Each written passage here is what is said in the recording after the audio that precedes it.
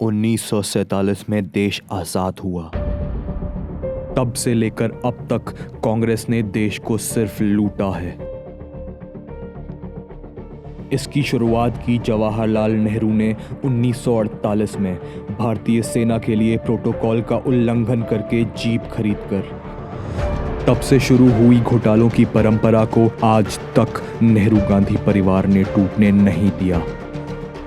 2004 से 2014 तक यूपीए के राज में 2G spectrum scam, Commonwealth game scam और कोल स्कैम जैसे अनगिनत घोटालों में परिवार ने खूब पैसे संजोए हैं। और अगर यह कम था तो दामाद भी जमीन हड़प कर बैठ गए।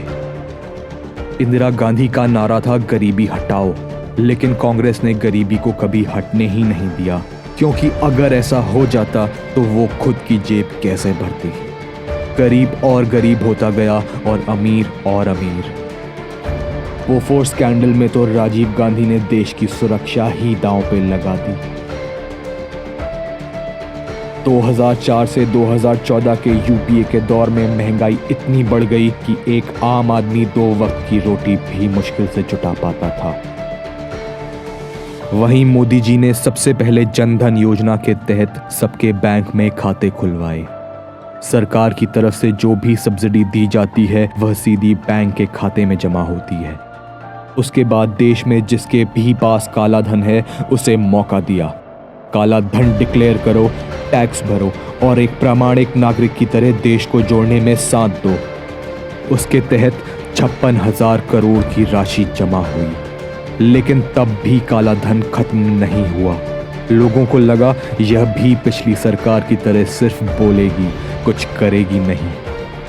लेकिन यह मोदी सरकार है। 8 नवंबर 2016 को मोदी जी ने 500 और 1000 के नोटों को बैन कर दिया। कहा जिनके पास हैं वो बैंक में जमा करवाएं, बदले में नए नोट मिलेंगे। लेकिन माँ बेटे की जोड़ी बौखला गई है।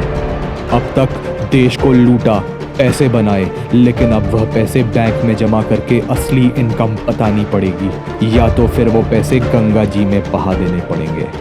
इसे कहते हैं ईंट का जवाब पत्थर से देना। आम आदमी को दिक्कतें आ रही हैं, लेकिन यह सिर्फ कुछ दिनों के लिए है। हमारा देश बहुत समय से बीमार था, उसे कड़वी दवा पिलाने की जरूरत थी।